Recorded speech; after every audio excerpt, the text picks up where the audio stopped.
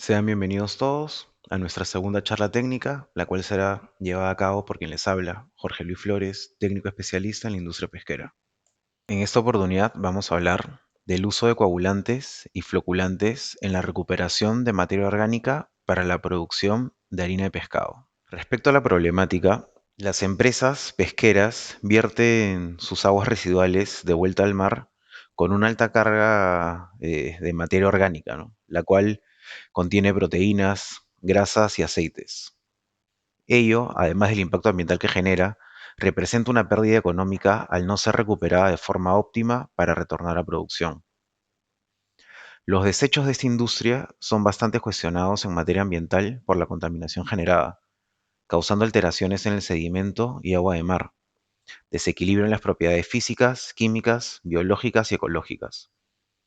Estas propiedades se ven afectadas por cambios en la salinidad, disminución de oxígeno disuelto, aumento del DBO, incremento de nutrientes como fósforo y nitrógeno, alta carga de sulfuros y amonio e incremento de la temperatura, causando la muerte de organismos vivos.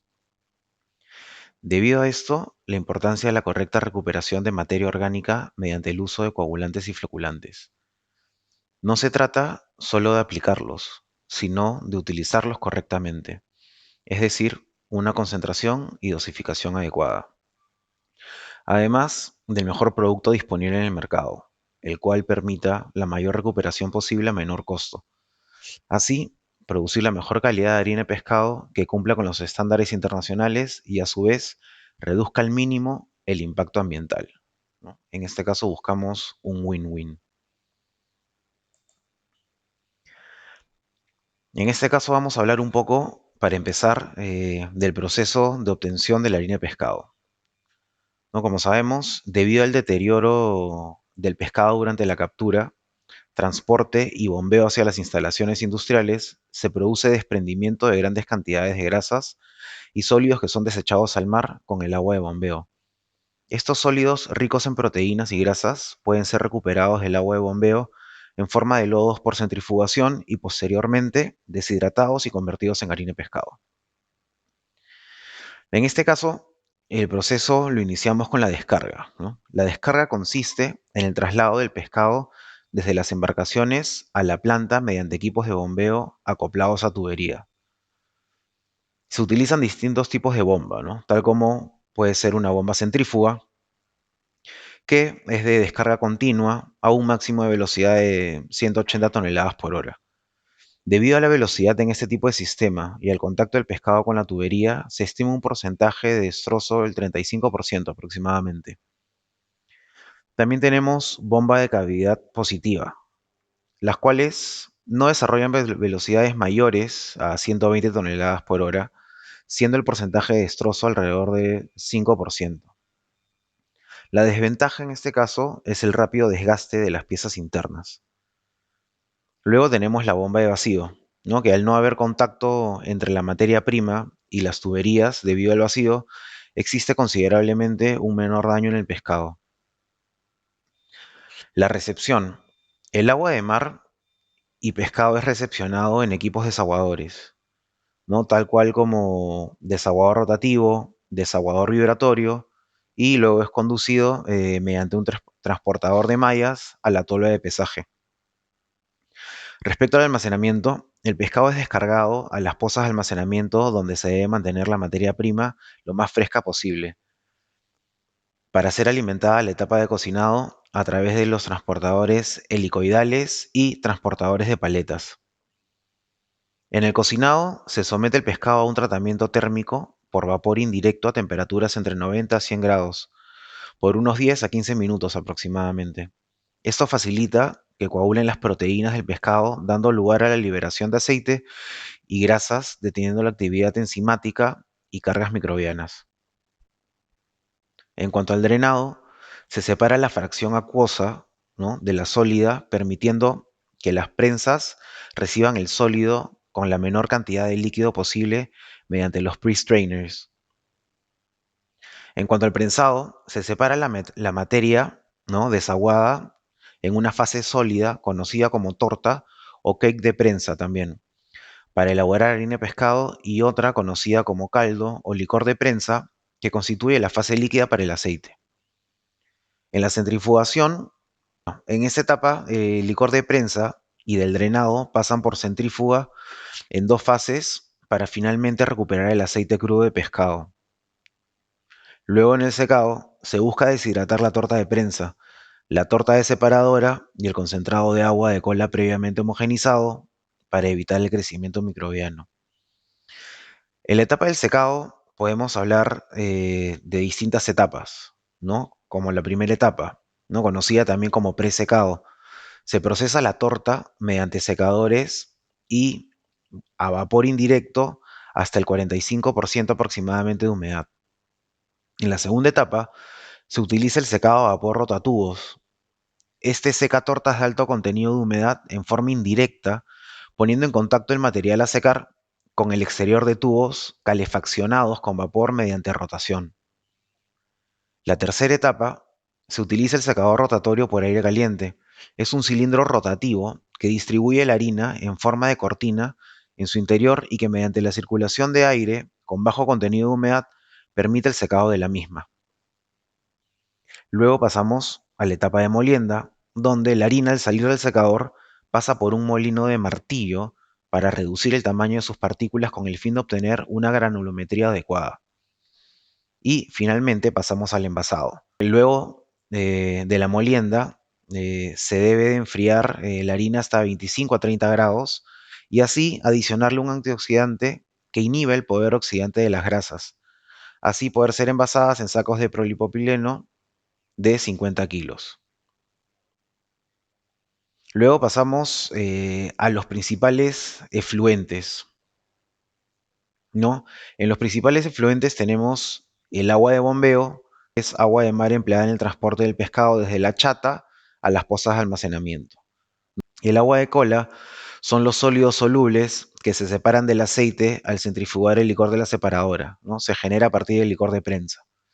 Y tenemos también la sanguaza, que se produce a bordo de las embarcaciones cuando la captura se almacena durante el viaje de retorno y al descargarse a las pozas de almacenamiento. Es la parte líquida orgánica del pescado, especialmente sangre y vísceras.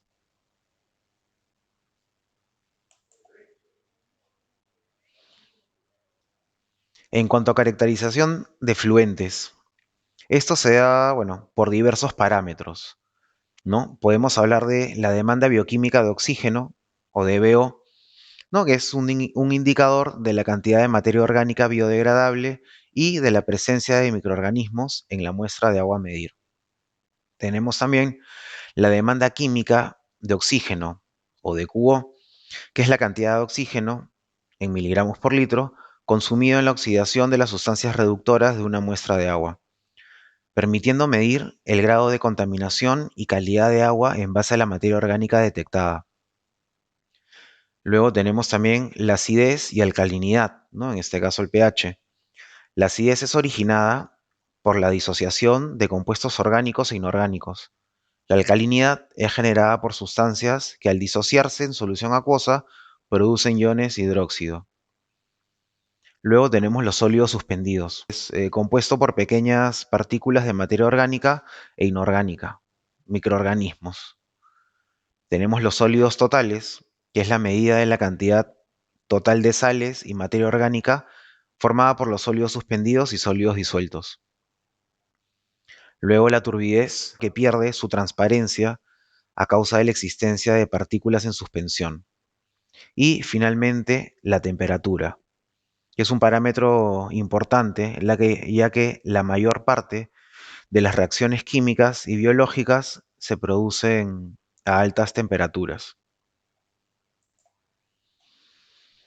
Luego vamos a hablar del tratamiento de fluentes, ¿no? En la elaboración de harina y aceite de pescado se utilizan grandes volúmenes de agua de mar, siendo uno de los principales usos el transporte de la materia prima desde las chatas hasta la planta para su procesamiento. Luego de ser utilizada el agua, debe ser tratada para ser devuelta al mar. Las técnicas de tratamiento de fluentes son una serie de procesos físicos, químicos y biológicos con el objeto de eliminar o reducir los contaminantes y a su vez generar un residuo sólido para otros propósitos potenciales, dígase la producción de harina y pescado. En estos procesos se adecúan y varían según las necesidades de cada planta, ¿no? Podemos hablar del pretratamiento, que es la separación o eliminación de cuerpos de gran tamaño para evitar que ingresen a los sistemas de tratamiento posteriores, ¿no? Como ejemplo tenemos desbaste, tamizado, desarenado y la separación de grasas y aceites. Como tratamiento primario, su objetivo es la separación y remoción de los elementos en suspensión que no se hayan podido eliminar en los tratamientos previos, ¿no? En este caso, coagulación, floculación, sedimentación. El tratamiento secundario, ¿no? Dominado también biológico, está basado en las actividades de los microorganismos, eliminando la materia orgánica en disolución. En este caso podemos hablar de un tratamiento aerobio, anaerobio o mixtos. Lo que es el tratamiento terciario es la eliminación de la materia orgánica no depurada en el tratamiento biológico. Es la etapa final para aumentar su calidad y pureza. En este caso, como ejemplos, tenemos osmosis inversa, microfiltración, desinfección y absorción por carbón activado. Ahora vamos a entrar un poco más a la teoría del principio de coagulación, ¿no? Esto es bastante importante para poder entender cómo funcionan los reactivos, ¿no? Para la recuperación de la materia orgánica. La coagulación es el proceso en el que la desestabilización se logra mediante la adición de sales que reducen, neutralizan o invierten la repulsión eléctrica entre partículas. La mayoría de las suspensiones coloidales en agua se encuentran cargadas, por lo tanto, los coloides permanecerán dispersos en la fase líquida debido a las fuerzas de repulsión. Los coagulantes deben usarse para anular las fuerzas de repulsión. En clases de coagulantes contamos con sales de aluminio. Estas forman un floc ligeramente pesado. El más usado es el sulfato de aluminio, dado su bajo costo y manejo relativamente sencillo. Como ejemplos de sales de aluminio tenemos sulfato de aluminio, aluminato sódico y policloruro de aluminio. Luego tenemos las sales de hierro. Estas forman un floc más pesado y de mayor velocidad de asentamiento que las sales de aluminio. Contamos con sulfato férrico y cloruro férrico. En cuanto a los polímeros o polielectrolitos, estos son compuestos complejos de alto peso molecular que son utilizados como ayudantes de coagulación. En este caso, vamos a hablar de factores que influyen en la coagulación. ¿No? Tenemos, por ejemplo, las características físicas y químicas del agua.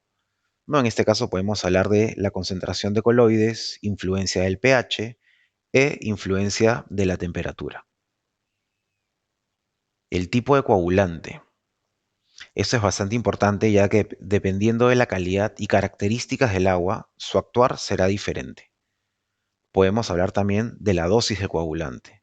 Es muy importante recalcar que no se debe de sobredosificar, ¿no? Siempre hay que obtener el punto óptimo de dosificación para obtener el mejor performance posible.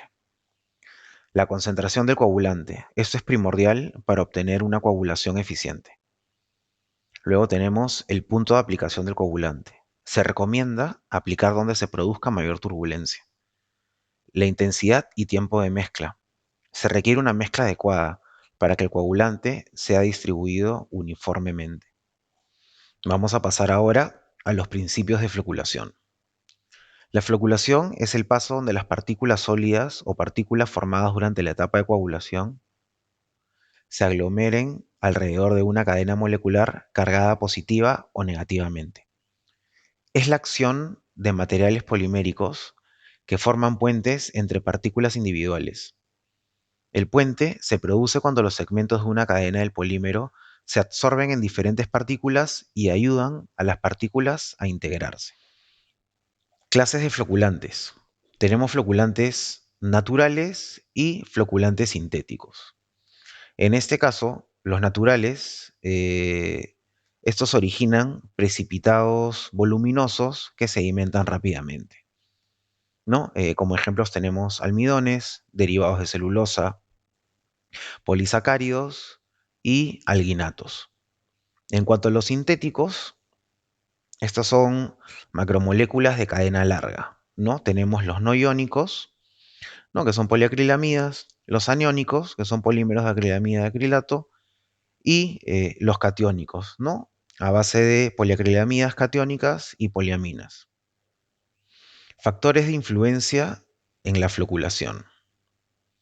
En este caso podemos hablar de la dosis, ¿no? Como sabemos, se requiere una dosis óptima, no podemos sobredosificar. Podemos hablar también de la agitación, ¿no? Ya que la dispersión del polímero debe ser rápida para favorecer una floculación homogénea. El peso molecular, ¿no? La concentración de sólidos, donde a mayor densidad de los sólidos se favorece la estabilidad de los flóculos. Y el pH, ¿no? Dependiendo del polímero, este será más eficaz a cierto rango de pH. Como les había comentado, si bien es cierto, las plantas utilizan procesos muy similares, por no decir iguales, varían en cuanto a cantidad y tipos de equipos utilizados según su capacidad. Un ejemplo que puedo compartir con ustedes es que el agua cargada de materia orgánica pasa por una o dos trampas de grasa. Luego pasa por uno, dos o hasta tres DAFs, que son recuperadores de espuma. Estas son celdas de flotación física, normalmente de forma rectangular. Estas espumas recolectadas son las que se utilizan para la producción de aceite. Luego, el agua remanente, aún con carga orgánica, pasa a un pozo de trasvase y a un tanque ecualizador para luego ingresar a la celda química donde se aplica coagulante y floculante mediante flotación, ¿no? Generando la separación sólido-líquido, recuperando así los lodos que irán a la separadora ambiental. Esta es una etapa crítica del proceso, ya que se requiere la mayor recuperación posible de materia orgánica para luego ser trasladada a la separadora ambiental, ¿no? Para poder pasar así por el proceso de deshidratación del lodo, el cual será procesado para producir la harina en cuestión. Cabe resaltar que en esta etapa también se utiliza un coagulante y floculante para llevar a cabo una deshidratación eficiente. Como mencionamos anteriormente, es de suma importancia la correcta aplicación de coagulante y floculante, no solo para obtener el mayor beneficio económico por una recuperación eficiente, sino también para reducir el impacto ambiental generado por los efluentes que retornan al mar, como los efluentes de la celda química y la separadora ambiental, que retornan a través del emisor. Vamos a pasar a un caso de estudio, ¿no? Una de las varias pruebas que se han realizado en una de las tantas pesqueras, ¿no? Con las que hemos tenido oportunidad de probar la gran variedad de productos que tenemos. En este caso, como pueden ver, eh, hemos utilizado nuestra propuesta de sulfato férrico en solución, ¿no? A una concentración de 45% y una amplia gama de diversos floculantes, ¿no? Entre aniónicos y catiónicos. En este caso hemos utilizado también un floculante no iónico. Como podemos ver en la gráfica, ¿no? Esta gráfica se centra básicamente en los dos mejores floculantes, ¿no? En este caso son los nuestros. Como podemos ver acá en verde, tenemos la opción del PHP 50, ¿no? Que es el de mayor velocidad de clarificación, tiene la mejor curva. Luego, el PHP 60, ¿no? Podemos ver en el gráfico que es el de color azul, que es el segundo de mejor performance.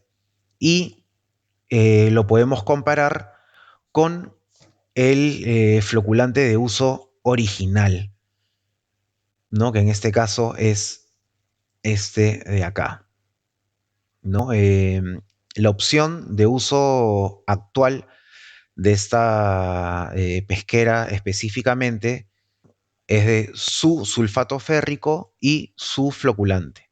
En este caso nosotros hemos utilizado nuestra opción de sulfato férrico en solución al 45% y nuestras opciones de floculante.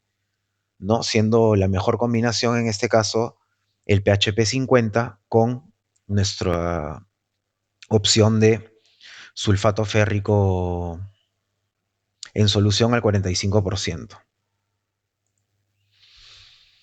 En esta gráfica podemos ver la turbidez, ¿no? En las pruebas comparativas ya con el resto de floculantes.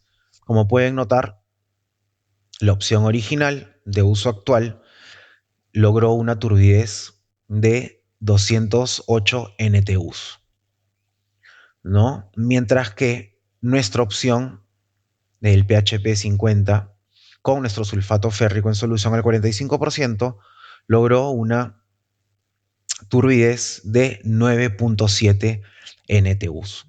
Nuestra siguiente opción de mejor velocidad, el PHP 60, en este caso, logró obtener una turbidez de 22 NTUs. Y como pueden ver, utilizando el resto de floculantes nuestros, podemos obtener NTUs por debajo de 30, ¿no? Son muy buenos valores. En cuanto a la discusión de resultados, la turbidez más baja fue de 9.7 NTUs, ¿no? Que se obtiene al utilizar nuestro sulfato férrico en solución al 45% y nuestro floculante PHP 50. La turbidez obtenida con los productos de uso actual fue de 208 NTUs. Como pueden ver en la imagen, ahí podemos ver la fase sólida y la fase líquida ya separadas, ¿no? En este caso, en la celda química. Si pueden notar, la fase líquida tiene una transparencia distinta a la transparencia usual cuando se utilizan los distintos sulfatos férricos del mercado, ¿no? Ya que esta transparencia que da el sulfato férrico del mercado finalmente es de un color rojizo, ¿no? En cambio, con nuestro producto se obtiene no solamente una mejor turbidez, sino también una decoloración distinta, ¿no? Siendo el agua transparente e incolora. Con esto podemos llegar a distintas conclusiones. Podemos concluir que nuestra propuesta de sulfato férrico en solución al 45% presenta una mejor performance al requerir menor dosificación en su aplicación.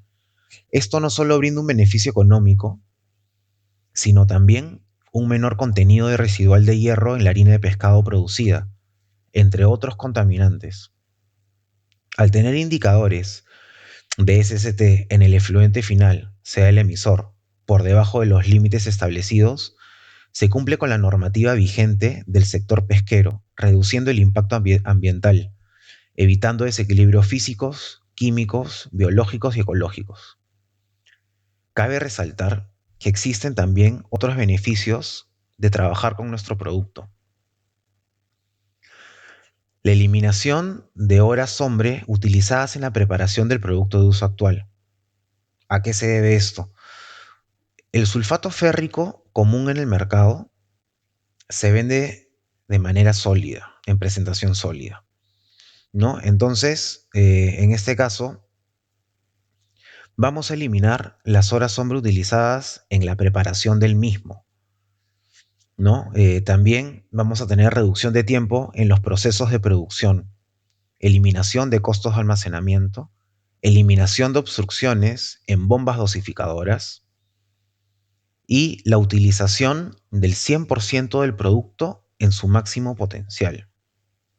Esto se da ya que al preparar, al disolver, ¿no? El sulfato férrico, siempre en el fondo van a quedar residuos sólidos. Estos son los que finalmente obstruyen las bombas y al no ser diluido correctamente el sulfato, va a perder potencia, no siendo el performance el correcto o el esperado. Como mencionamos anteriormente, Es de suma importancia la correcta aplicación de coagulante y floculante, ya que con esto buscamos producir una harina de pescado con mayor valor agregado que cumpla con los estándares de calidad del mercado mundial.